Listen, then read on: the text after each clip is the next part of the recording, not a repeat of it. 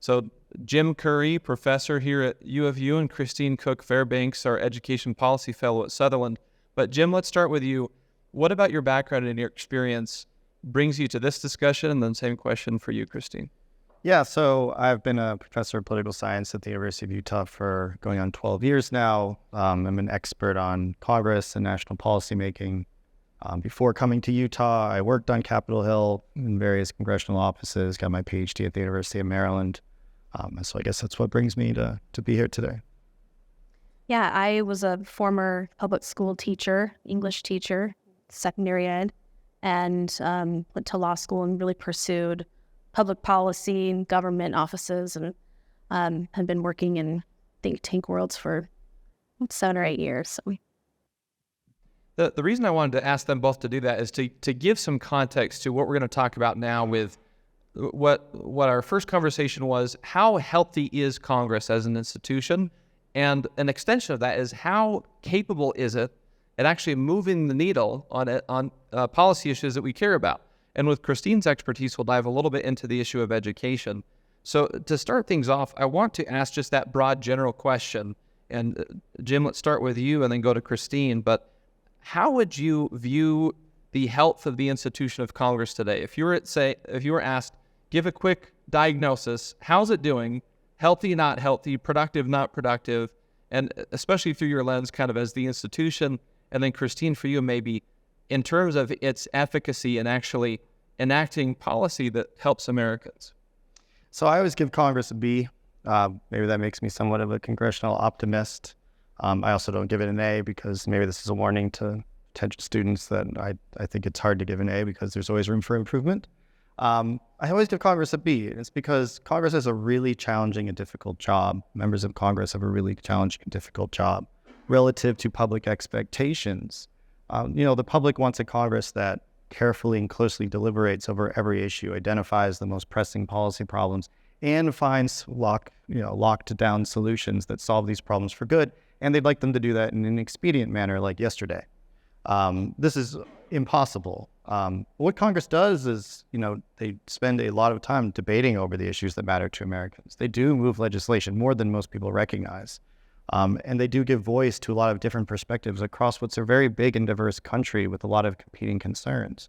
I think Congress does very well at those things. I think it does better than most legislatures in the world at those things. Now, of course, there's always things they could improve on. But as a whole, I think, despite the bad press that Congress gets, which it's gotten throughout its history, I think generally it's, does fairly well given the challenge presented before it. So not as bad as it seems, to condense down maybe. Never as bad as it seems, I would say. Christine, from a policy lens, especially with your expertise in education policy, how is the health of the institution at actually delivering results in a way that voters would find beneficial?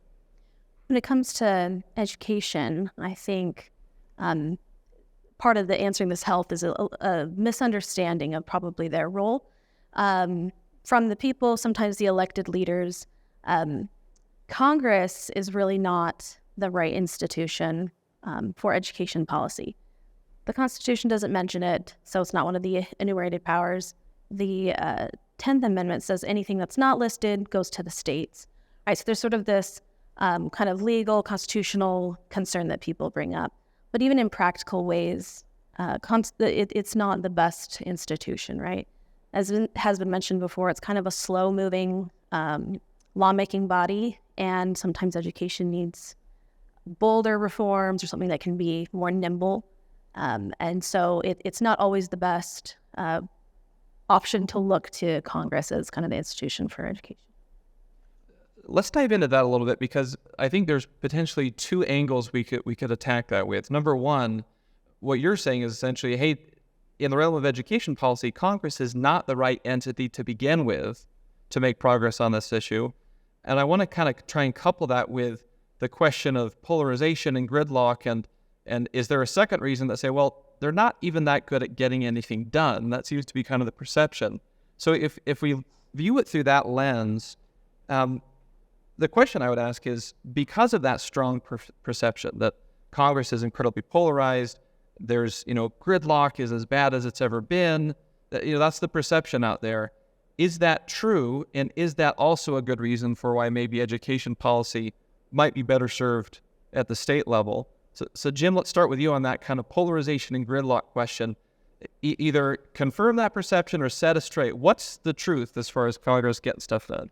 So Congress is both polarized and probably less polarized than people recognize.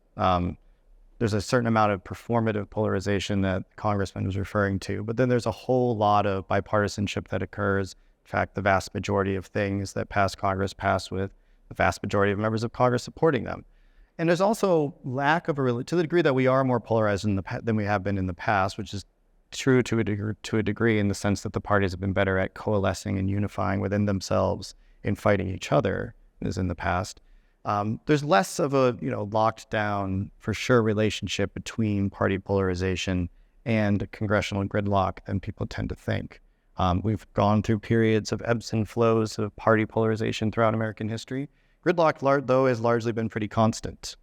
It's, as Congressman Stewart put it, this is a system that's designed to go slow and oftentimes fail to do things unless you can build really broad support.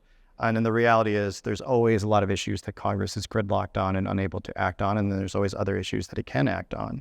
And so to answer your question while making it more confusing, both yes and no, Congress is in some ways more polarized, in some ways it's the same as it always has been. And Congress is sometimes gridlocked and also on many issues not. But the perceptions tend to be worse than reality once again. Christine, would you say that education policy is an area that matches what Jim just described, or does it feel a little bit different than maybe some issues?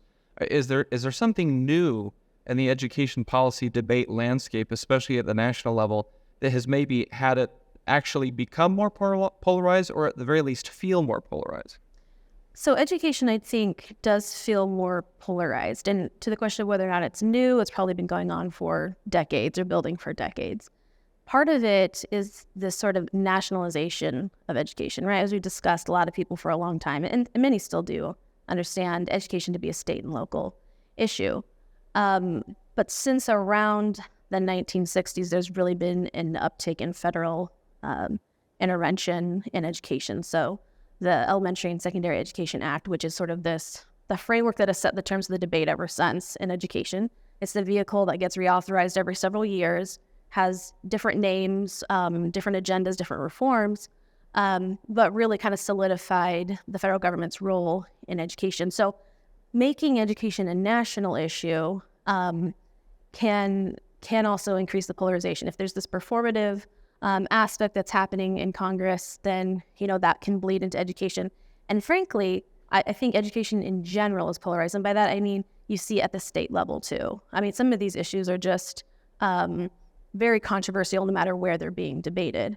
But part of that does come from having it at kind of the party level, right? So something called political sorting, where people will align their views with their parties, right? So if you have party leaders out there explaining what they think about things, then people are learning, okay, this is what a Republican should think about education. This is what a Democrat should think about education. They're kind of taking some cues. So there's also sort of an instructional aspect of being an elected leader that you can also educate people on what they should think or what they will end up thinking. I wonder if there's a connection to draw between what you both are saying is something the congressman mentioned, but this idea of education becoming more of a nationalized debate in recent decades, and kind of what we talked about, that feeling, that perception at least, that, hey, well, things are more polarized now, at the very least it feels that way. Could part of it be, number one, if that kind of pushing education up to the national stage is part of that, but then also something the congressman said about in years or decades, eras past, the political polarization that did exist was maybe a little bit more limited to Congress or to elected officials, essentially the political arena. Whereas now, perhaps that has shifted into more and more areas of society, so that in the past, various aspects of daily life did not used to feel political or polarized, but now they do. Is that a phenomenon? I realize that we're getting out a little bit from just your expertise congressionally, but I guess, Jim, do you see that effect at all, that what is there in Congress in terms of conflict, is that starting to pop up more and more in other areas of society? I think the way that the congressman put it was quite astute when he observed that a lot of issues today have taken on sort of a moral or cultural component, which makes it harder to sort of, take a step back and be calm and not be divided over issues. And we see this in the education policy space for sure, where now we have debates over like, what types of things should we be teaching in school? What are the basic components of our culture? What should we be saying about race or other issues that are really, really personal and really, really moral? Those are hard things to be less fired up about. Those are hard things to be sort of like staid and in a mood for compromise about, relative to like, tax rates, where you can split the difference between someone who prefers a 20% tax rate and someone who prefers a 25% tax rate. All the middle's right there. What is the middle ground when people feel that we're talking about morals and cultural issues? And I think that's the kind of thing that is spread to more different policy topics that maybe wasn't the case in the past. It's also maybe been removed from some other policy topics as these things continue to evolve. But that makes it harder to compromise, and it makes it harder for people to not be so inflammatory. Christine, anything to add to that from specifically the education policy angle? Does that track with what you've seen on that issue and the way it's debated in the public? Yeah, I mean, I think people identify so strongly with parties sometimes that it becomes part of, even part of identity. And we have so much information coming at us that makes so many issues political, right? And in education, I think sometimes, and, this has been discussed before, but it's kind of this zero-sum viewpoint. There's one entity, usually, or for the most part, a public education system, and everybody wants to influence it, and that's a good thing. People want to influence it for the better as they see it. But sometimes it feels like if I win on this issue, you lose, right? And so there's kind of a, again, that mentality of winner takes all or high stakes. Jim, I want to ask, kind of shifting back from just the polarization lens to this idea of sort of the structural nature of Congress or the constitutional constraints on Congress. So if someone were making a pitch to someone else saying, okay, education policy might be better served at the state level, and if they gave two reasons, number one, things are really, really polarized in Congress, there's gridlock everywhere. But then number two, if they were to say that, well, again, for the reasons Christine mentioned, constitutionally, if Congress is really not just set up structurally to do these kind of bold, sweeping policy reforms on an issue like this, I'm curious as to your response on both of those arguments. Number one, can we dive in a little more? Is gridlock actually way worse now? And number two, is Congress structurally not the best entity for things like policy education reform or other contentious issues like that? So I don't think that gridlock is worse now than it was in the past. I think that's something, if you go back, and I've spent some time doing this, if you go back and you read about coverage of Congress, people's commentary on Congress going back decades or even throughout American history, people have been saying since 1790 that Congress is more gridlocked now than it's ever been. And I don't think that's really plausible as a reality. The reality is there's always lots of gridlock. And now, as to the question of like, well, then is it easier to do things in the states, which I think is the implication of what you're asking. Is like, well, if we can't do it at the national level, setting aside for a moment whether or not we should. If we can't, should we do it in the states? Will that be easier? And that's also not so straightforward, because 49 of the 50 states are essentially a carbon copy of the federal constitution in terms of their own policymaking design. Other than Nebraska, which has a single-chambered legislature, every other state has a bicameral legislature with a House and a Senate, sometimes with different names. Every single state has an executive with veto power. These same structural components make it hard to do things at the state level as well. Now, in some states, it may be slightly easier to get policymaking done, in part because those states are more homogenous, like within themselves, than the country is as a whole. So you have fewer disparate opinions. There's less to resolve. There's more homogeneity in terms of what do people want and what do they value and what do they wish for. But in other states, that's not true. Some states are quite diverse and quite large. And so I don't think it's necessarily a blanket solution from we'll be able to get more done at the state and local level. I think just observing politics at the state and local level across the country, you see plenty of gridlock at that level, plenty of conflict on state school boards and local school boards throughout the country, including in this state. And so I don't think that's necessarily like the obvious solution to Congress is unable, so let's do this at the state level. I think sometimes that works, and in some places it works, but it's not sort of a hard and fast, this will solve it. I want to touch on gridlock one more time, but then get to a question for Christine about what states have been able to do on the education front. that might at least give some optimism to that question of, well, should we be pursuing this issue at the state level? But on gridlock, when you say, hey, gridlock is not any worse than it used to be, and again, leaning back to that perception, if someone were to say, Jim, come on, like just look at Twitter, look at what's happening in the news, how can you say it's not as gridlock, or as gridlocked as it ever has been? What's a metric by which we in our audience and voters should be evaluating whether Congress is actually more gridlocked or not? Yeah. So there's a lot of different metrics, which is part of why I think it's less of a compelling case to say like definitely more gridlocked than before. Now, if you look at something like how many laws does Congress pass every 2 years, every congressional session, it would look like we'd get less done because Congress has been passing fewer and fewer laws every year. On the other hand, those laws keep getting bigger. Not in that they're doing more in any one space, but they're passing laws that essentially cobble together lots of different things that in the past would have passed individually. These are called omnibus laws or omnibus packages or legislative packages, whatever term you want to use. Today, Congress passes the same amount in terms of total new pages of laws as it did in the 1980s. And it passes more than it did in the 70s or 60s or 50s or 40s, or you can keep going back in time. In some ways, Congress is doing more now than it ever has done in the past. So those two things cut against each other. And then you have different metrics in terms of like, well, is Congress solving our problems? Which comes down to the authority issue of how do you define our problems? And different people have tried different ways of doing this and come to different conclusions in my world. And then you have questions of like, well, what do the new majority parties want to accomplish? And it turns out that new majority parties more or less succeed on about half of what they wanted and fail on the other half, and that's been true forever. And so like really it's just kind of a muddled mess, which leads me to conclude, try to take this all in. It's just like, well, there's always a lot of gridlock. It probably fluctuates a bit over time, year to year, but hasn't been any sort of clear trend that's left us in a position now where it's like, Congress gets nothing done. People have always believed Congress gets nothing done. So just to complete that point, is it fair to say that, to your argument, that gridlock is not fundamentally worse, but it is manifesting in different ways? Yes.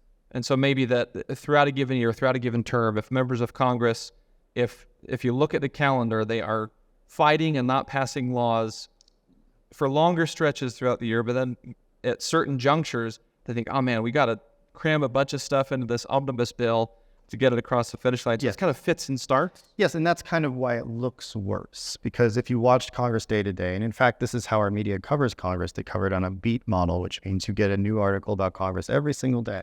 Well, in the past, that made Congress look more productive because it would pass more smaller things on a more regular basis. And so you're like, oh, every couple of weeks, a new bill, a new law, something important has been done. Way to go, Congress, though people always hated Congress. Now it's sort of like there's a lot going on behind the scenes all the time. There's constant negotiations. There's constant like public-facing fighting, all building towards like the passing of the next big omnibus package, which usually happens towards the end of the year. And then it's thousands and thousands of pages as long and includes all sorts of things that in the past would have passed in more like sputtered ways. So yes, that makes it appear as though nothing ever gets done and there's this one moment of success, which gets covered for about 2 days, and about half the stuff in it never gets any recognition, which, the way I put this to people is Congress has a massive public relations problem that no one knows how to solve. So let's draw a connection between that and some specific policy wins, or if they aren't wins. And Christine, can you kind of give maybe not necessarily a rebuttal per se, but a perspective to give some context around if Congress, even when they do act in a way that passes legislation in the education policy space, some examples of where, maybe they overcame polarization, maybe they passed legislation that got across the finish line. But what examples are there at the federal level where they did that? They were productive, so to speak, but the outcome actually wasn't maybe the best thing from an education policy standpoint. And, to compare with, what are some policy wins at the state level, in your view, where you would say that this is a good example of how states, whether it's because they're better equipped structurally or for whatever reason, they just do pass legislation that maybe is more aligned with their state populations. Kind of give us that comparison to paint a picture of how you would argue that Congress should reflect on its history in education policy to inform what it does now, and where states have been doing a good job. Yeah, so just to kind of put a finer point on something that we've discussed is that polarization exists at the state level. Gridlock can exist at the state level, but neither of those are rationales for why education policy should belong with the states or not in Congress, right? There's just a general principle that the closer you get to the issue, generally speaking, the better, practically speaking, the policy can be. And especially with something like education, where it's this really kind of human-centric, very often one-on-one interaction of teaching and learning. So and I think there's a lot of wisdom in having states look at it. But in general, No Child Left Behind is a really good case study of this, right? You did have bipartisan support. There was movement, maybe some excitement about it. But in implementation, it was really tough and became very controversial because it dealt with this minutia that states and local districts were so used to handling and very often did just fine. So it was this push to have more rigorous standards. Some states already had standards that were rigorous, like Massachusetts, to require testing more frequently, to have highly qualified teachers, which usually meant that you had a bachelor's degree and expertise in the area, to have them equally allotted in poor, wealthy schools. And then the sanctions were even potentially worse. So if you weren't meeting these metrics, then you had to offer open enrollment transfers from low-performing school to high-performing schools, but without really looking at what did the states have on the books. Did they have open enrollment? Was that actually feasible? Sometimes there was a reluctance to even accept students from low-performing schools. Kind of that human element to it. The turnaround strategies could be very invasive, which was turning a school into a charter school or shutting it down altogether. All of that created a lot of resentment. Some of it just simply didn't work. Some of it politicized education policies that otherwise could have been found on their own or worked at the state level. And I think on the whole, and this isn't even like a left or right of the spectrum, the self-reflection on No Child Left Behind was that it didn't work, right? It was generally considered a failure. I think if there's anything that's come out of it, it's there has been some positives about having a kind of a microscope of accountability, especially for certain subgroups, saying who were we forgetting, how are they really doing, et cetera. So, and even from there, even though there was some self-reflection that it didn't work, they've never really been able to pull back very much of that kind of accountability structure. At the same time, states have been able to do some bolder reforms that reflected what they needed in their state. So, even just recently, Utah passed the Utah Fits All Scholarship. But that was a compromise to also increase teacher salaries. Controversial, certainly. Some people thought it was an odd fit. But Utah does have this reputation for looking at the different groups, sometimes that are at odds with each other, and saying, how can we find something that could benefit both of you? That's harder to do at a very specific regional level, accounting for everybody's values in Congress, but it's something that was able to get done at the state level. Another example that comes to mind is the standards, as I mentioned. Massachusetts, well before Common Core was ever a discussion, was known for having really rigorous academic standards, and they created that on their own. They saw, student outcomes that were increasing. They were looked to as sort of a model, right? Even before Common Core, that was sort of the discussion of how could we create something like that. Well, then the Obama administration decided, hey, we do need to strengthen standards. There was this competitive grant program called Race to the Top. And they said, hey, if you adopt certain policies, you can get some funding. This was during the Great Recession, so it was very persuasive. The federal government did not create the Common Core standards, right? So there were these private organizations that got together, but the federal government did incentivize it. And that politicized it to a point that made it just enormously unpopular. A lot of states wound up repealing it or softening them, whatever it may be. But you can see how different the implementation was. When a state wanted to move forward, they were able to do that. When the federal government wanted to impact 50 different states, it was not able to do that, at least not in the long run, and without a lot of blowback. And there's even been some research suggesting that when Massachusetts adopted Common Core to get those funds, that they lowered their standards and the outcomes suffered in their state. So in general, practically speaking, the federal government is not the best level of government to impact changes for student learning.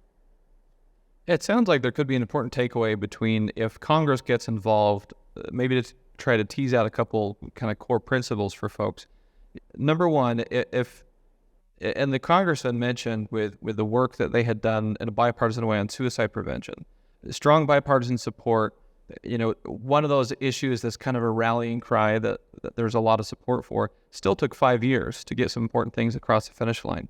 But in the context of when Congress can focus on a little bit more of maybe these big picture where there's more consensus kinds of issues, and then getting into the really specific weeds of a given issue, leave that to the states.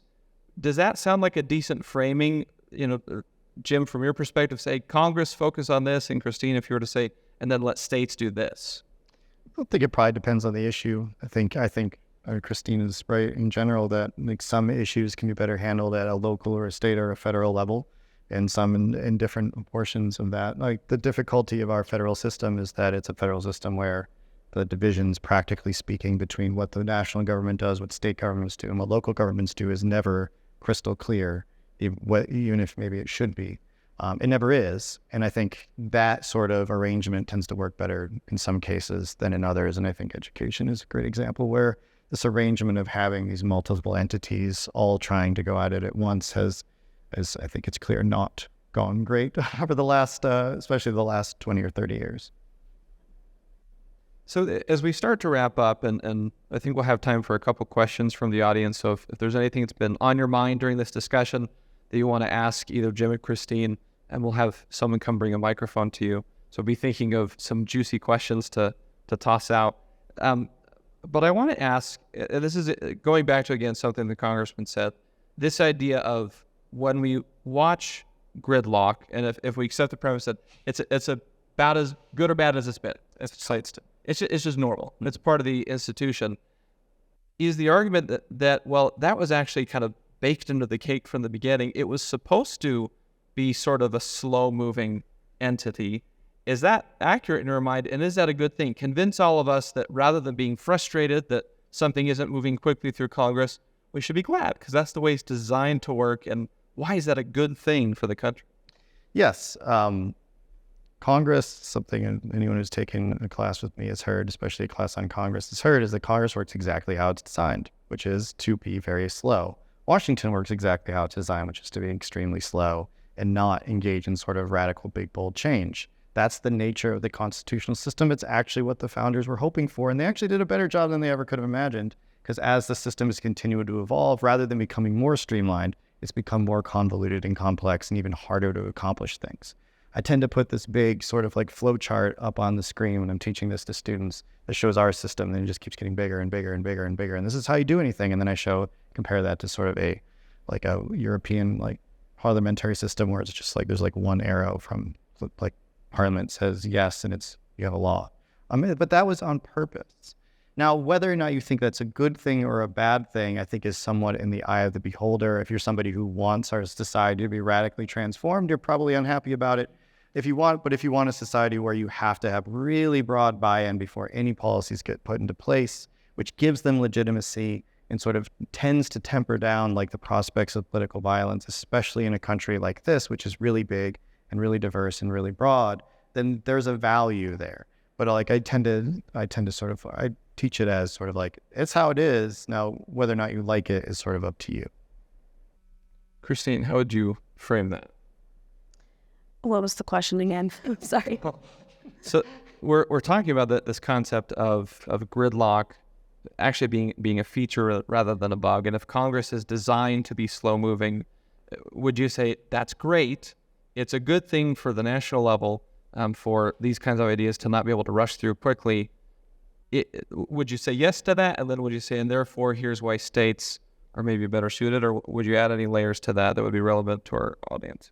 Well, I think you don't want laws changing quickly all the time because then people are confused about what the requirements are or what's illegal and things like that. So as a just really broad principle, I think slower moving lawmaking is probably a good thing.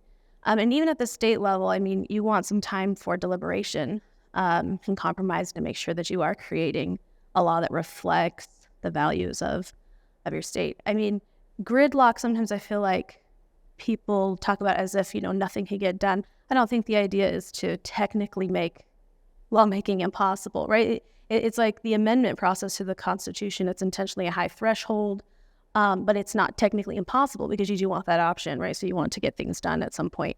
And I think education, where sometimes you do want to respond a little bit more quickly, like to the pandemic, for instance. Sometimes there are decisions that needed to be made pretty quickly. And I think you want an institution that could maybe respond a little faster, and that could happen better with districts or a state legislature. So final question for you two before we open it up to the room for any questions for our panelists. If Joe Biden and Chuck Schumer and Kevin McCarthy, let's start with you, Jim, they walk into your office and they say, Professor Curry, tell us what to do. We will do whatever you say to help improve things at the federal level to make Congress be better or more productive or do the right things. You've got 10 seconds with those three people in your office. What do you say? I don't have a clear answer for them. And I think that's like part of me is sort of like the resident sort of Washington congressional optimist. And I think the design is pretty sound. There's the really small things at the margin. Congress should have more staff. It slashed too much of its staff in the 1990s in an effort to sort of like be more of a citizen legislature. And I think that was a mistake. It would give Congress more of its sort of own in-house expertise, which could help it do even better job sort of developing policy proposals and passing laws. But I wouldn't want them to mess with too much. I think it's always easy to be dissatisfied with the status quo and believe that the grass is greener on the other side. But changing things can often have unintended consequences. And me personally, I'd rather have this kind of system where you have to be very deliberate and you have to build really broad support in order to do anything than the reverse. So that's probably a dissatisfactory answer, but that's more or less what I believe. No, it's excellent. Christine, same question. That group of leaders says, hey, what do we do? Focus on issues where there is delegation to the federal government, where there's a federal nexus. Do you want to talk about education, as obviously we have today? It's not to say Congress has no role whatsoever. Congress does actually make legislation for the D.C. area, right? So that's a direct role that they can play. The Bureau of Indian Schools, there's been sort of this understanding that they have a role to play in equal access, making sure that different groups have access to education. And so I would say make sure that you're focusing on those things and then leave everything else to the states. Thank you both. Okay, we got a couple minutes for some questions from the audience. Go ahead and raise your hand. Let's start with this gentleman back here. Hi. So I wanted to ask a question on age in Congress because I think a lot of young people are worried about how old Congress is, especially with Mitch McConnell's most recent interview mishap. So my question is, does it worry you with some of the ages of congressional members, and how realistic do you think it is to see sort of checks on that, whether that is like term limits or age limits going into play in Congress? Stick with my theme and saying that I'm not concerned at all. Congress has always been old. It's older now because people live longer, is part of the story. It's not perfect. It would be somewhat ideal if you had a bit more of an better age distribution in Congress. Though Congress, it's interesting, you're getting a lot of stories about this right now, and I think it's just because some very highly visible members of Congress are quite old, but Congress has actually gotten younger over the last 5 or 6 years because there's usually it's this sort of like ebb and flow over time. But I would never want to do like the two things you would have to do to change that, and that you could practically do to change it. There's a lot you could do more societally to like try to like get younger people involved, but like the things that you could do practically to change it tomorrow are what you suggested, term limits or age limits. And we know that term limits are a terrible idea because we've tried it in various states. There's a reason why various states undid it, is because it actually made all the problems that they were meant to solve worse. It actually made legislators more beholden to special interests, less responsive to constituents, empowered bureaucrats, all the things that they thought term limits would actually solve, and made them worse. And I wouldn't want to install age limits either, in part because over American history, some of our most talented legislators have been quite advanced in age. There is something to be said for the expertise and the wisdom you gain about how to get things done in Washington. And so, whether you're a liberal or a conservative, I think you have to recognize that Nancy Pelosi was quite effective as a Speaker of the House, quite effective as a legislator. From an objective standpoint, whether you like the things she stood for or not, she was really good at the job. And it's something she got better at every passing year into her 80s. And so you have to ask yourself, do you want to sacrifice that level of expertise and knowledge on how to do things in this complex environment just because of age? Now, I think there are other things you can do, not to like to stick on this too long. But part of the reason why Congress is sold is because people tend to not embark on political careers until they're already older, especially women, where it's hard to be like, I'm going to run for office while you have little children at home, which means oftentimes people first start on their political careers when they're in their late 40s or 50s, which means by the time they get to Congress, they're in their late 50s or 60s. And by the time they gain power in Congress, they're in their 70s. Now, maybe there's ways we can make it easier for people to get engaged in politics at an earlier age, which means it doesn't have to take so long. But that's sort of a longer term solution rather than let's fix this tomorrow. Christine, anything you want to add to the question of age in Congress? Yeah, that's a great question, and I haven't put a lot of thought into it, but it does seem like age is a little bit more arbitrary than maybe violations of the office or, being incapable of actually serving. So I would be reluctant to focus on age. Other questions from, let's go right here in the blue. Talking about the gridlock and how slow things move, seems to me over the last 3 years that we had executive branch and public health legislating, passing laws, taking away people's liberties, doing things that which should move slow and didn't move slow under the guise of public health. And it's so I'm just wondering what you see from a congressional level, what they can do to like bring in executive orders, legislating from the bench, things that the other branches of government aren't supposed to do, but sometimes they do because they do. There are people who do think it moves too slow. So I think we saw some real harm done by people trying to ram things through. So I'd say if to your point, like the fastest way to have a government do stuff is to have it done without legislative approval, which is, I think also, I agree, is not ideal. Now I would say this, like other than like the COVID pandemic aside, which saw like a massive shift of authority to the executive branch, both at the federal level and at the state levels temporarily, we've actually seen Congress claw back a lot of its power over the last 10, 15 years. And that presidents haven't done as much on an executive level and been successful at it as they had been during, say, the Nixon years, the Reagan years, or the Clinton years, where you could really be concerned about like how frequently and on how many issues you had aggressive policymaking from the executive branch. Congress has sort of like reined that in a bit and used more of its tools. And so I think then if that's a concern, that's what you want to see, is you want to see Congress continue to examine what's being done in a unilateral way at the executive level as well as at the judicial level, and continue to take steps to build its own capacity to do these things on its own. And hopefully that has been a trend that's sort of been underlying things lately, really since sort of maybe the middle of the Obama administration, and I hope that continues. We have just a couple minutes left, so let's try and do fast questions and short answers, almost like a lightning round, so we can try and get everyone in. Let's go right here in the black, and then gentleman with the computer back there. Perfect, thank you. My question is, it seems like, and I'm not sure if it's been rising as much as it seems like, and there's some research to back this up, but there appears to be a difference in influence that's wielded by varying levels of wealth. So rich people are able to make more donations. They make a greater representation in think tanks and universities and government bodies. It seems like people who have less money have less influence as far as, at least financially.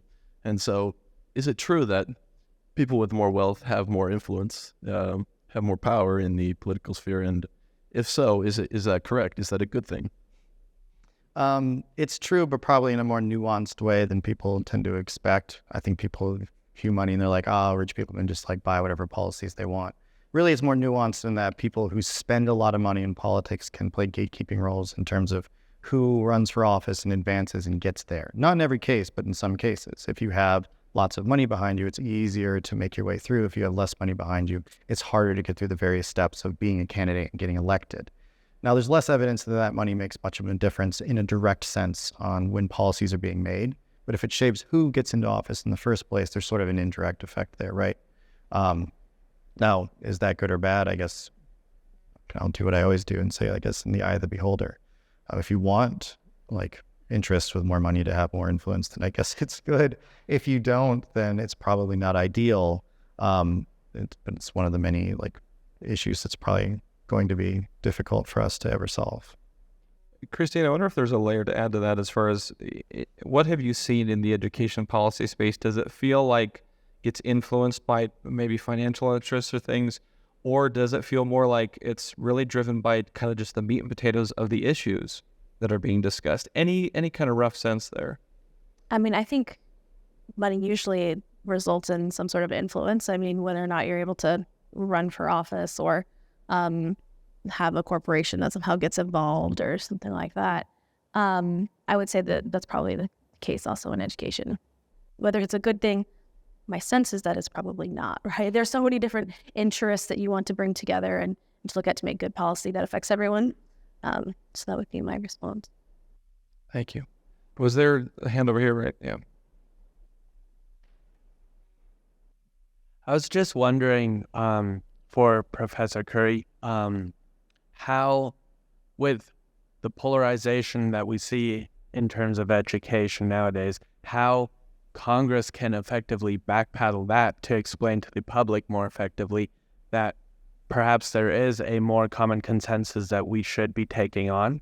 And I'd also like to ask, in terms of top-down politics, from a federal level, what can the federal government do to allow for states to have more say in shaping education as it pertains to the specific area that they are representing? I'll answer the first one and leave the second one for you. That's really hard because Congress plays a major role in why people think it's so polarized, because it constantly tells us that they are. Because they see, each side sees it in their political interest to sort of play up unity and this is what we stand for on our side, and knock down the other side and say these people are bad because they believe that helps them win elections. Now, whether or not that's true is sort of beside the point, but they believe it. So members of Congress would have to sort of set aside their sort of electoral incentives and be like, no, like, they're not so bad. Here are the kinds of things you actually just heard from Congressman Stewart today, where he's like, you know, like, oh, there's a lot of performative aspect. It's rare that you get members of Congress who will say that in a public forum. And you could say, like, well, maybe Congressman Stewart's willing to say that because he's retiring, but I've heard him say that before in my classes. So he's always been pretty honest about that, which is nice and refreshing. But very few of them will say that. It's sort of like black and white. It's us versus them, because they believe that serves their electoral interests. So you would need to find a way to get them to not work in their interests, which is hard. But that wouldn't do it. If you could get Congress to stop saying that the other side is so bad, that we're so polarized, just pointing that out all the time, like, it would probably slowly shape the perceptions, but I wouldn't hold your breath. Yeah, to the second question, that's a really good question that we've discussed a lot, because if you have an elected member who believes that power needs to go back to the states, is their only option inaction then? I think the answer is that if there's an existing policy, they can do things to free up federal funds, make it more flexible, turn it into scholarships where parents are the decision makers about how to use that, whether it's Title I funds or that's just an example. But in general, to look at existing policies and to turn it back to flexibility and creativity of the states. So we're at time. I wanted to make sure no one on this side had a burning question. We're kind of weighted to this side of the room, which is okay. If you can be brief and efficient, we'll have this be our last question from the audience. I just wanted to touch on the comments about how it's like time length, like Congress takes a really long time to get out legislation. But it kind of just seems like more so that it's a lack of responsiveness to popular policy. So I guess, is it that Congress just takes too long to get policy out, or is it that they're not responsive to popular issues?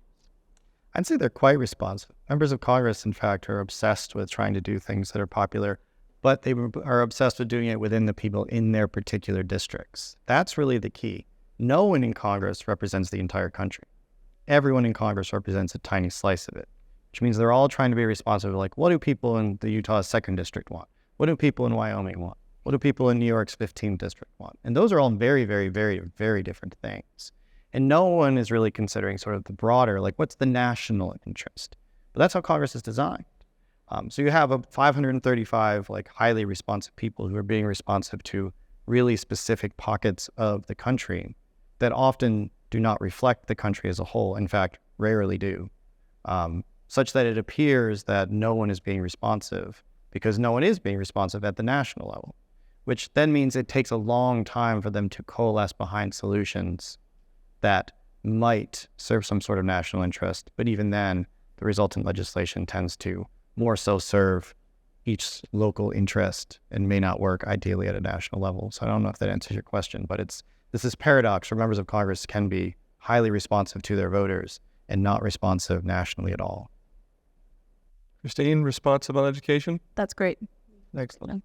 Well, Christine and Jim, we want to thank you both so much for having this discussion today, and thank all of you for coming. That will about wrap things up. I want to mention that on the screens here, we have a QR code for a very, very brief survey. We'd love all of your feedback on the content, the format. Would love to hear from you there. So thank you again for being part of this 2023 Sutherland Congressional Series, and thanks to the U and the Hinckley Institute for partnering together with this excellent venue. Nick, is there anything else we need from you or from anyone else? No, I don't think so. Please keep an eye out on the Hinckley Institute's calendar as well as the Sutherland calendar for upcoming Congressional Series events. We have other members of the congressional delegation coming to the University of Utah for conversations in the coming weeks.